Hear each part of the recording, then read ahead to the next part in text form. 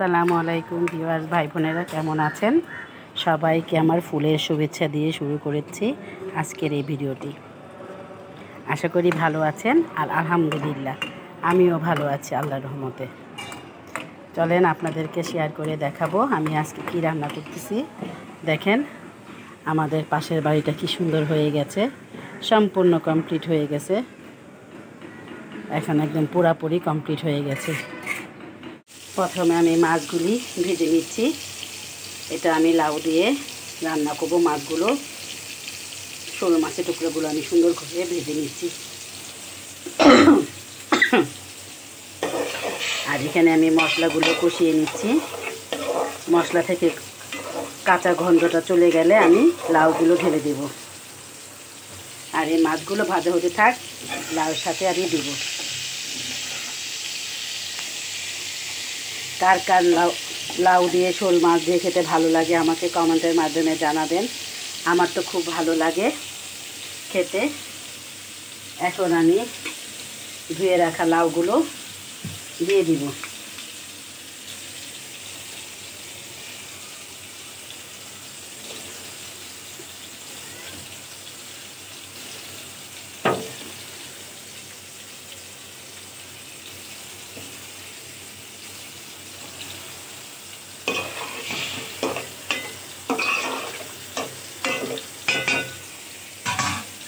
সব লাউ আমি দিয়ে দিচ্ছি।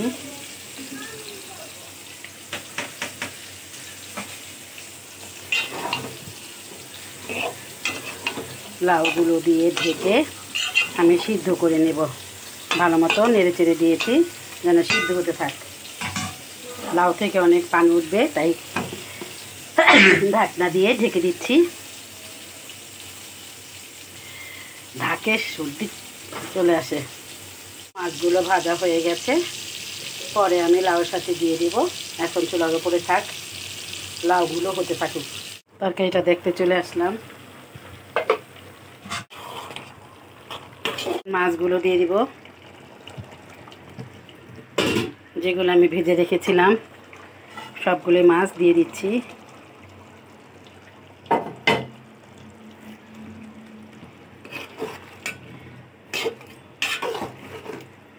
মাছগুলো দিয়ে আমি এখন ধনিয়া পাতাগুলো দিয়ে দিব। আরেকটু হলে আমার লাউয়ের তরকারি দিয়ে শোল মাছ দিয়ে রান্না করা হয়ে যাবে। এখন আমি ধনিয়া পাতাগুলো দিয়ে দিচ্ছি।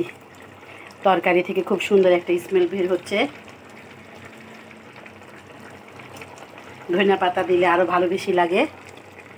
এটা বিলাতি ধনিয়া পাতা।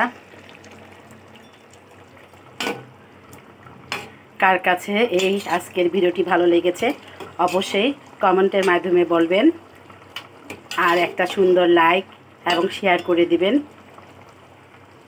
আমি আপনাদের উৎসাহ পেলে আরও ভালো ভালো ভিডিও দেওয়ার জন্য চেষ্টা করব।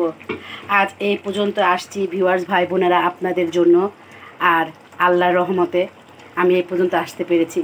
আপনারা যদি আমাকে ভালোভাবে সাপোর্ট করেন, ভালোবাসা দেন, ইনশাল্লাহ আমি আরও এগিয়ে যেতে পারবো এবং সাফল্য খুঁজে পাবো। আপনারা যদি আমাকে সাহায্য করেন, তাহলে